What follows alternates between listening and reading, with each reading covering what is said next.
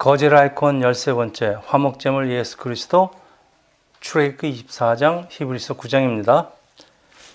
레위기에 나타난 이스라엘의 5가지 제사 방식은 번제, burnt offering, 소제, grain offering, 화목제, fellowship offering, 속죄제, sin offering, 속건제, guilt offering. 우리 한국말로는 무슨 얘기인지 잘 모르겠지만은 그 영어에는 의미가 잘 나와 있습니다. 오늘 본문의 화목제, 히브리어로 희생물과 평화로운의 합성어입니다. 화목제는 하나님께 죄를 짓고 멀어졌던 하나님의 관계를 회복하기 위한 제사, 화목제물로 소나 양을 하나님께 드렸는데, 오늘 이스라엘이 하나님께 드리는 화목제물의 그 진정한 실체가 무엇인지 우리 같이 살펴보겠습니다. 출애굽기 19장 24절 또 24장 1절에서 2절입니다. 여호와께서 그에게 이르시되 가라, 너는 내려가서 아론과 함께 올라가고 제사장들과 백성에게는 경계를 넘어 나의 여호와께로 올라오지 못하게 하라. 내가 그들을 칠까 하노라. 24장 1절에서 2절입니다. 또 모세에게 이르시되 너는 아론과 나답과 아비후와 이스라엘 장로 70명과 함께 여호와께로 올라가 멀리서 경배하고 너 모세만 여호와께 가까이 나오고 그들은 가까이 나오지 말며 백성들은 너와 함께 올라오지 말지니라. 여러분 뭘 보십니까? 오늘 본문에서 백성들 하나님께 가까이 오지 말라 그러셨어요. 왜냐하면은 하나님을 보면은 목숨을 부지하기 어려우니까. 그래서 백성들은 산으로 올라오지도 못하고 장로들만 멀리서 하나님께 경배하고 오직 모세만 하나님께 가까이 나아갈 수 있었습니다. 그런데 오늘 출애굽기 24장 4절에서 8절은 모세가 여호와의 모든 말씀을 기록하고 이른 아침에 일어나 산 아래 제단을 쌓고 이스라엘 12지파대로 12기둥을 세우고 이스라엘 자손들의 청년들을 보내어 여호와께 소로 번제와 화목제를 드리게 하고 모세가 피를 가지고 반은 여러 양푼을 담고 반은 제단에 뿌리고 언약서를 가져다가 백성들에게 낭독하여 듣게 하니 그들이 이르되 여호와의 모든 말씀을 우리가 준행하리이다. 모세가 그 피를 가지고 백성들에게 뿌리며 이는 여호와께서 이 모든 말씀에 대하여 너희와 세우시는 언약의 피니라. 자, 오늘 본문에 보여주는 이 언약식은 소를 죽여서 그 피를 언약의 당사자들에게 뿌리는 것은 하나님과 제단에 뿌린다는 얘기는 하나님께 뿌린다는 얘기입니다. 그리고 나머지 반은 백성들에게 뿌리고 당시의 계약을 체결하는 그 피의 맹세입니다. 이제부터 하나님과 이스라엘은 혈맹 관계로 들어간다, 그런 뜻입니다. 그래서 모세는 하나님이 이스라엘과 세우시는 언약의 피라고 선포합니다. 이 희생제물의 피는 하나님과 이스라엘 사이 언약의 증거. 이스라엘 백성들은 하나님이 주신 율법을 지키며 살 것을 맹세하는 피의 언약입니다. 시내산에서 이루어졌다 해서 시내산 언약이라는 표현을 씁니다.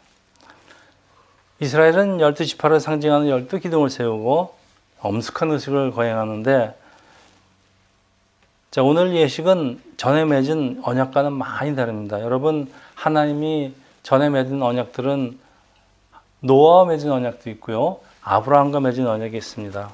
근데 그거는 하나님과 각 개인 노아와 각 개인 아브라함 개인의 것이지만은 오늘 이 언약식은 큰 민족으로 자란 이스라엘과 언약이라 그런지 12기둥을 세우고 또 언약서도 낭독되고 사람들은 이제 화답을 하고 그리고 화목제물로 뿌려진 피로 하나님과 사람과의 화해가 이루어집니다. 여러분, 언약하면 무엇이 떠오르십니까? 사랑하는 남녀가 손가락을 걸며 하는 사랑의 맹서. 요즘도 이런 거 하나요? 안 하는 것 같아요. 그렇죠? 그러나 사람들 약속은 영어로 이제 promise라고 그러죠. 시간이 흐르면 잘 변해요. 그래서 잘 지켜지지도 않아요. 근데 하나님이 이스라엘에게 하시는 언약은 영원한, 우선 사용되는 단어부터 많이 다릅니다. 사람과 사람 사이의 언약은 영어로 promise.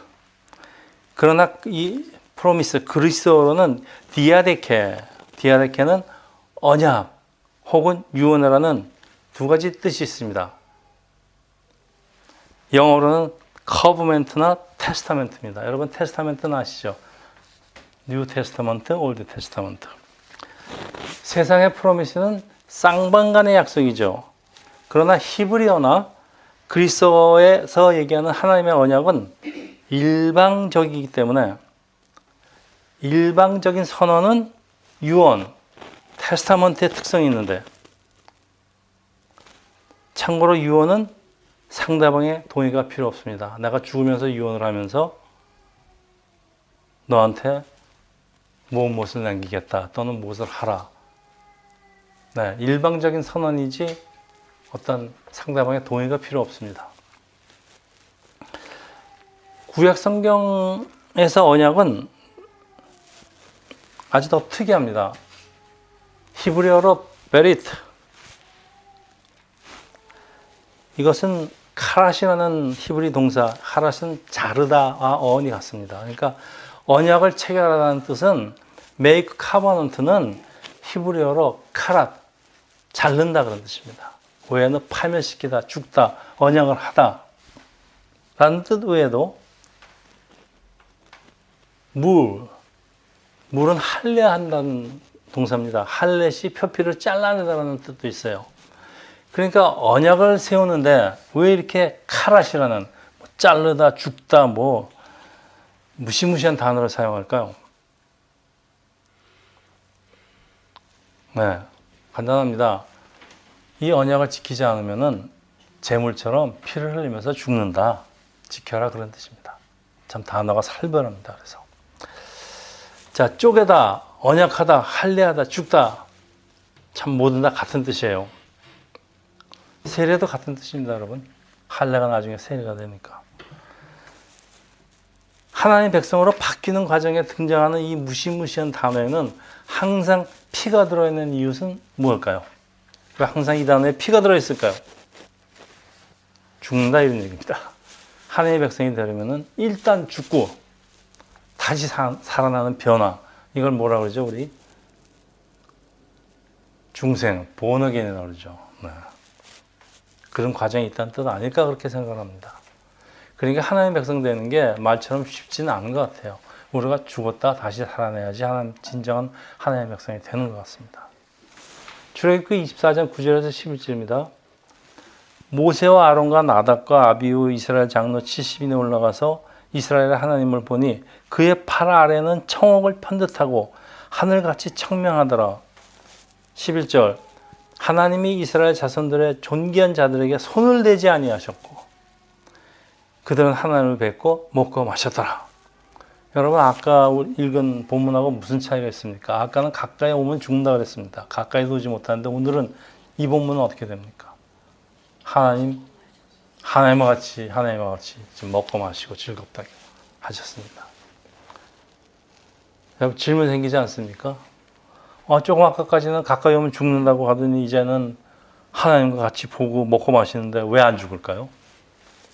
왜 안 죽을까요, 여러분? 이스라엘이 화목제사를 드리고 난 효과가 생겼다 그런 얘기 아닙니까? 이스라엘이 피를 뿌리는 화목제를 드려서 하나님과의 화목이 이루어졌기 때문에 하나님과 같이 먹고 마시고 그런다는 얘기입니다. 우리가 하나님과 같이 하나님이신 예수와 같이 먹고 마실 수 있는 이유가 어디에 있겠습니까? 우리가 하나님과 예수를 통해서 화목이 이루어졌다. 그렇기 때문에 우리가 지금 이루고 있는 거죠. 그런데 질문이 또 하나 있어요. 왜 하나님과 화목하기 위해서 누군가 피를 흘려야 될까요?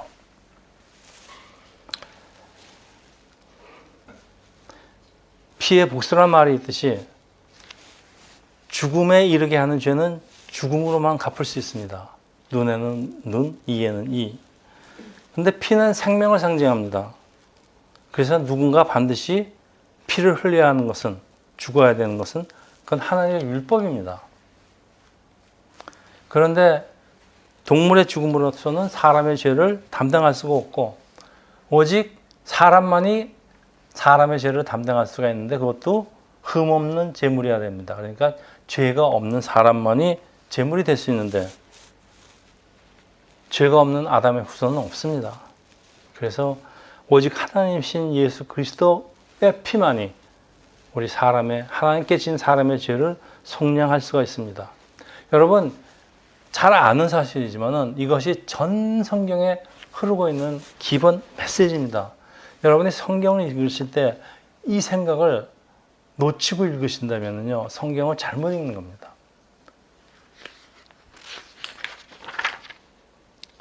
구약시대는 동물의 피로 제사드리고 제사함을 받는 것, 이것은 이스라엘의 전통적인 제사 방식으로 쭉 이어지죠.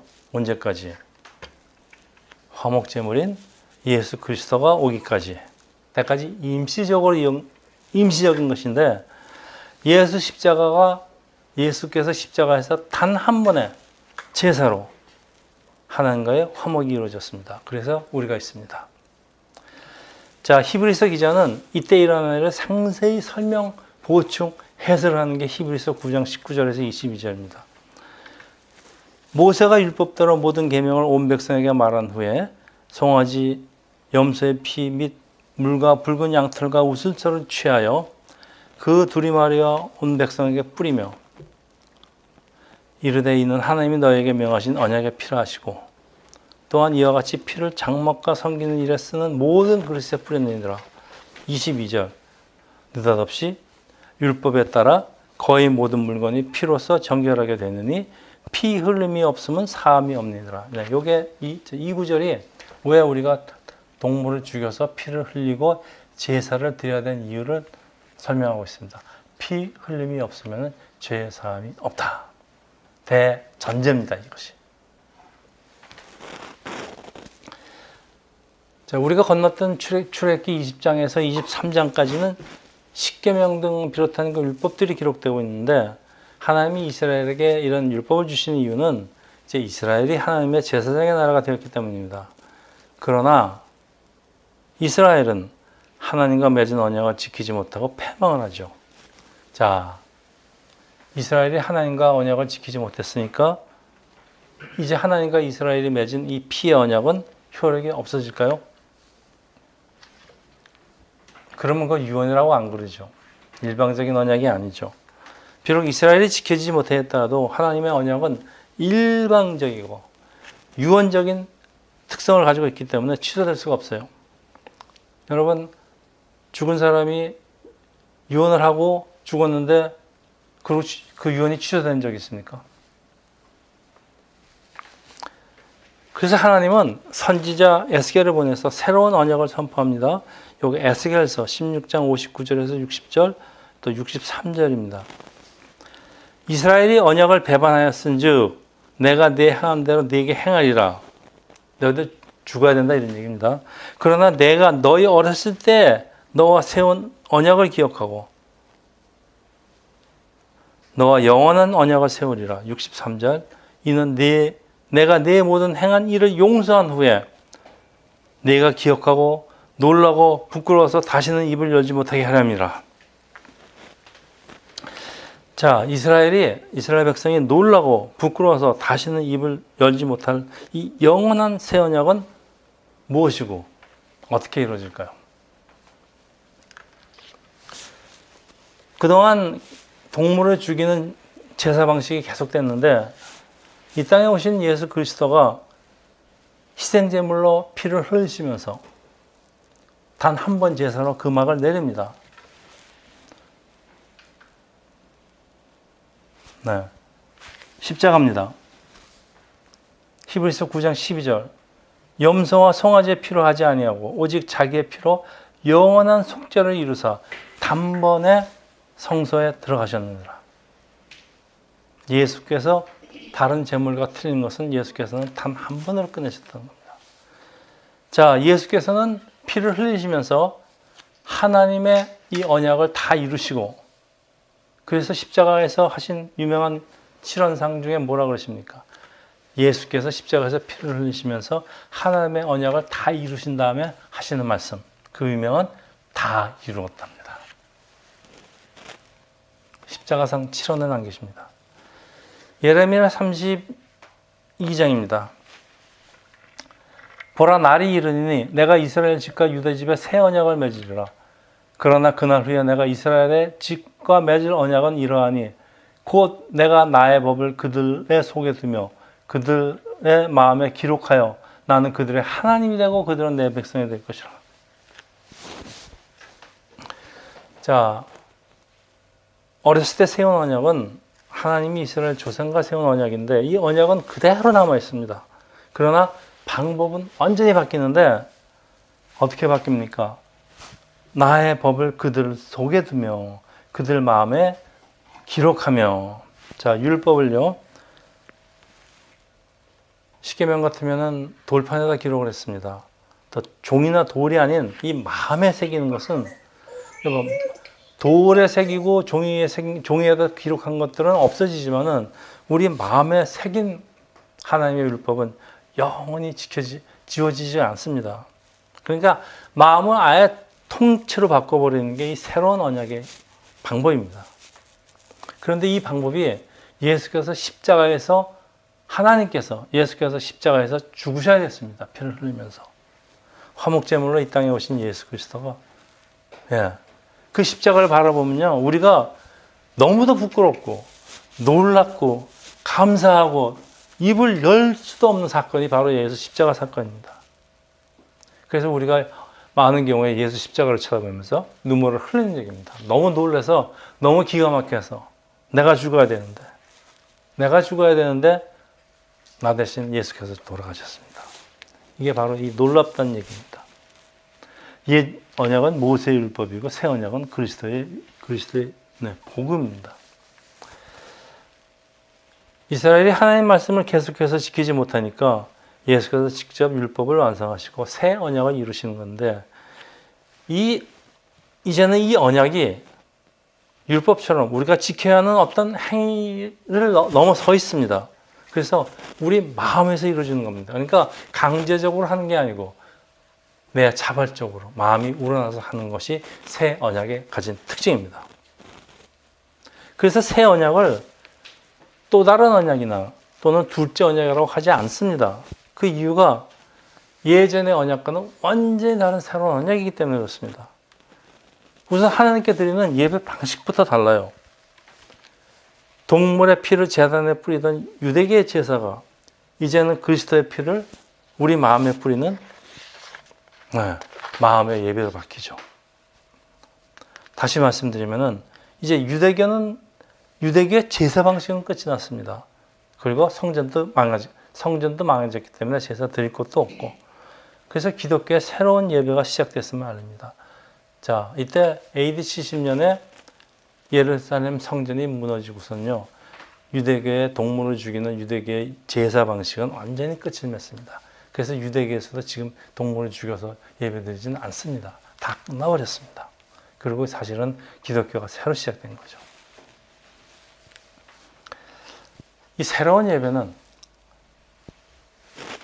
그 참 애꿎은 불쌍한 동물들을 잡아갖고선 피를 뿌리는 그런 끔찍한 방법이 아니고요, 단순히 하나님이신 예수 그리스도가 우리 죄를 사하셨다는 그 단순한 믿음만으로 드리는 예배예요.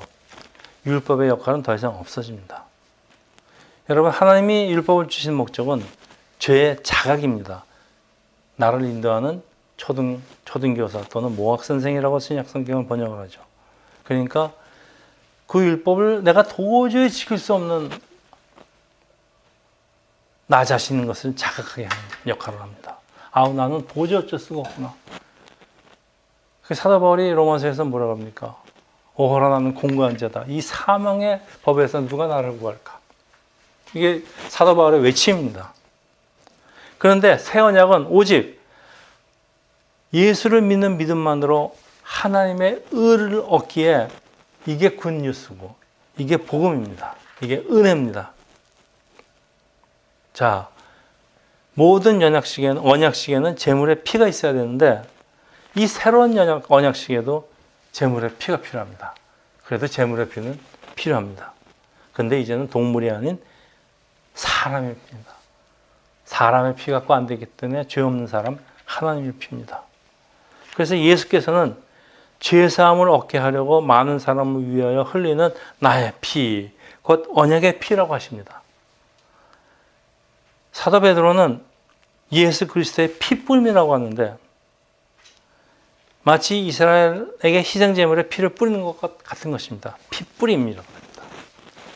예수 십자가의 공로로 그리스도는 새 언약의 중보가 되어서 사람들 마음속에서 믿음의 의가 생기게 하는데, 자, 새로운 언약은 근본적으로 우리의 마음을 바꾸시고 새로운 사람으로 다시 만드시겠다는 것입니다. 하나님의 일방적인 역사고 성령의 역사고 본어겐의 역사입니다. 우리가 그렇게 본어겐을 강조하는 이유는 본어겐이 돼야지 하나님의 언약이, 새 언약이 내 마음속에서 이루어졌기 때문에 그렇습니다. 그래야지 우리가 천국을 가기 때문에 그렇습니다. 그래서 본어겐 외치는 것입니다. 히브리서 9장 15절에서 18절입니다.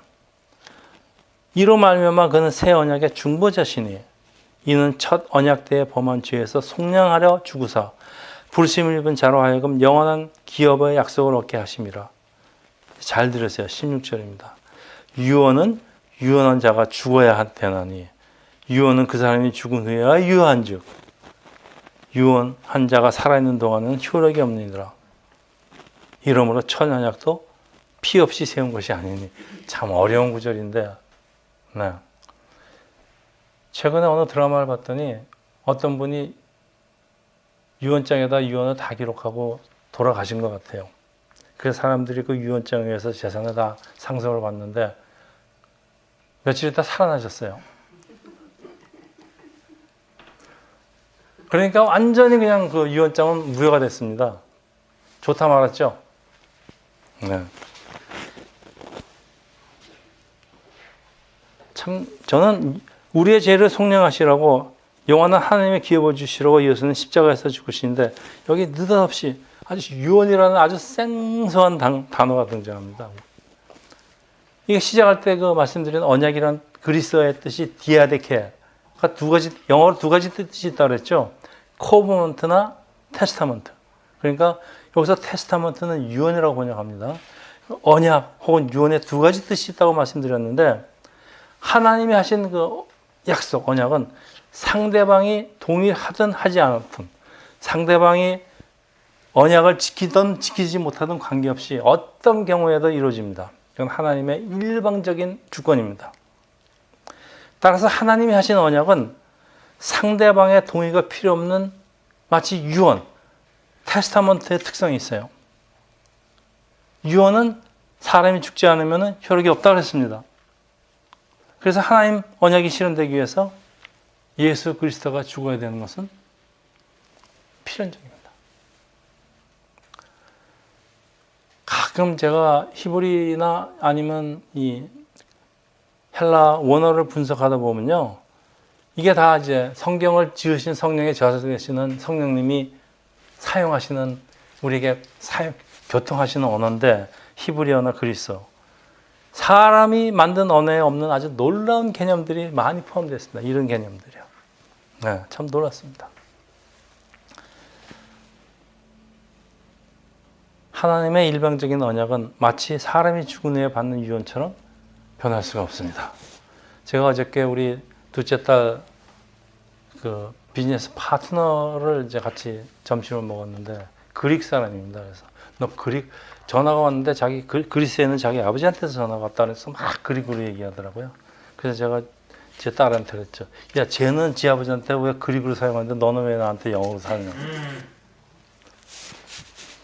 역시 그리스 사람들 참 잘생겼어요.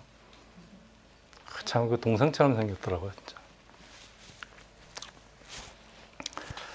자, 하나님의 율법은 반드시 성취되어야 되는데 예수께서는 사람의 능력으로 결코 지킬 수 없음을 민망히 여기시고 예수를 믿는 믿음으로 얻는 의를 선포하시는데, 여러분, 예수를 믿음으로 얻는 의는 이걸 사도 바울은 칭의라고 합니다. 여러분, 칭의라는 건 의라고 인정해 주겠다, 의라고 불러주겠다는 얘기지 그게 진짜 의는 아닙니다.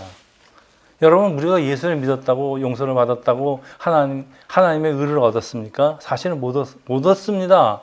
근데 그걸 믿은 걸로, 의를 얻은 걸로 간주해줘서, 간주하고 하나님의 백성으로 받아들여서 천국으로 들어가라. 이게 칭입니다. 은혜죠, 완전히. 그래서 칭이라는 뜻이 이렇게 중요합니다. 그리고 칭이지만은 우리는 의롭다면 얻었지만은, 네, 저는 아직도 죄인입니다. 이 은혜 시대가 열리는 겁니다. 따라서 새 언약의 중보이신 예수 그리스도의 부활 승천에 있어 성령님이 오시고, 예수님이 부활하지 않으시고 승천하지 않았으면 성령님이 오실 수가 없습니다. 이게 다 이루어지기 때문에 성령이 오셔요. 그래서 예수께서 죽으실 수밖에 없는 이유입니다. 그래서 성령이 우리 안에 거할 때 우리의 예전의 모습이 없어집니다. 그리고 거듭나는, 성령의 역사로 거듭나는 본어겐 역사. 이 본어겐 역사가 하나님의 언약이며 예수의 유언인데요. 이 본어겐 역사가 우리 마음에 하나님의 율법이 새겨져서 우리가 완전히 바뀌는 역사입니다. 여러분, 참 놀랍지 않습니까? 우리의 내면의 변화가 이루어지는 것, 하나님의 언약이 우리 안에서 이루어지기 위해서는 율법과 제사와 어떤 지킴으로 되는 것이 아니고요.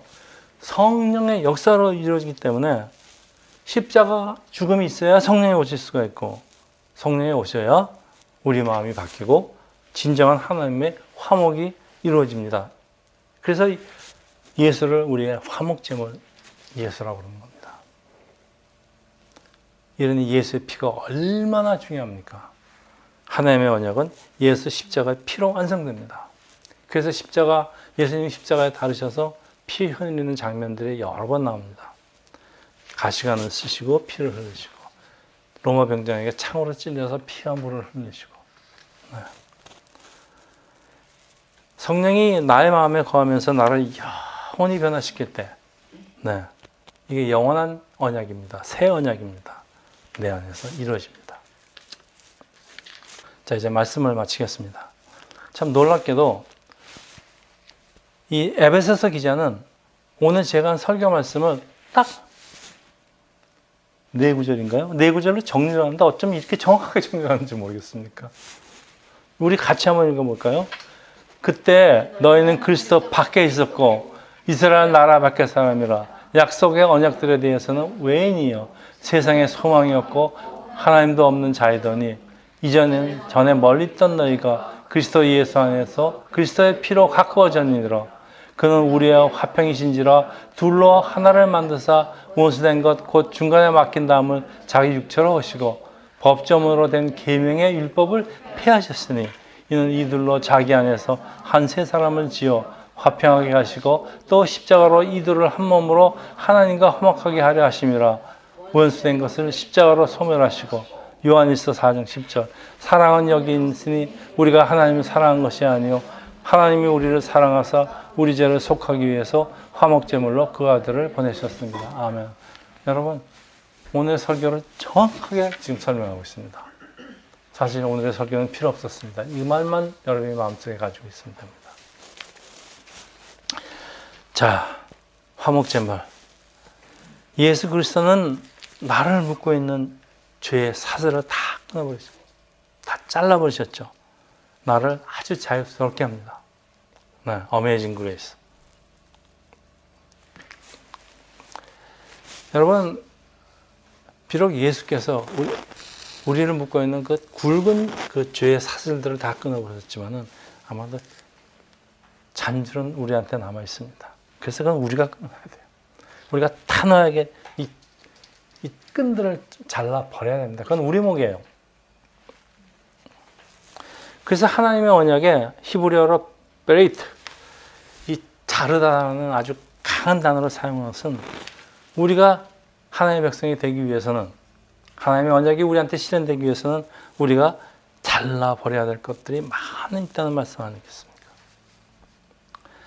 할례나 세일에서도 이 비슷한 동사들, 자르다, 끊다라는 그런 단어, 무시무시한 단어를 쓰는 이유로, 네, 이건 우리에게, 하나님이 우리에게 잘라라 이겁니다. 네. 하나님 하신 일에 우리도 동역자가 돼야 된다. 그런 말씀 아니겠습니까? 하나님의 백성이 되기 위해서는 우리도 끊을 것은 마땅히 끊어가며 살아야 한다는 말씀입니다. 네.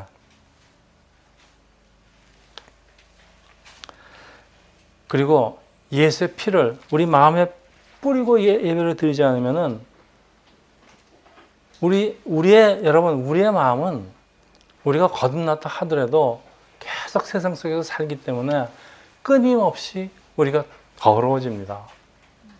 그래서 끊임없이 우리가 예수의 피로 우리의 마음을 씻어야 됩니다. 네. 우리가 예배 시작하기 전에 10분 전에 5분 전에 예수의 피로 우리의 마음을 다시 한번 씻는 우리가 습관을 가져야 됩니다. 그래야지 하나님이 기뻐 예배를 받으시지, 우리 그 더러운 그 모습대로 그대로 하나님께 나가면 하나님이 에이 그러시지 우리 예배를 받으실 수가 있겠습니까? 그래서 제가 예배하는데 전번 시간에 얘기했죠. 우리 자세 한참 말씀드리지 않았습니까? 우리의 자세.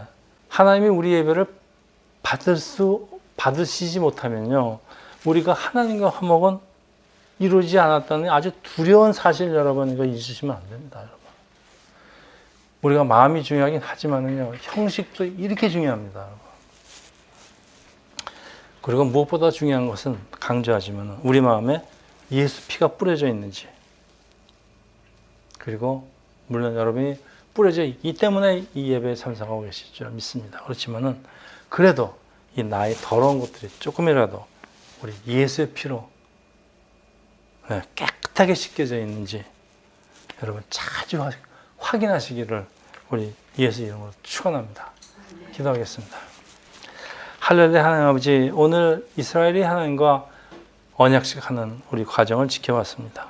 그리고 화목 제물을 드리고 나서 하나님이 기뻐 이스라엘 백성들을 받으시는 장면도 목격을 했습니다. 하나님 아버지, 우리의 마음이 항상 예수의 피로 뿌려져 있어서 항상 깨끗한 모습으로 하나님께 예배드리는 저희 세상교회 형제 자매들 되기를 예수 이름으로 기도합니다. 아멘.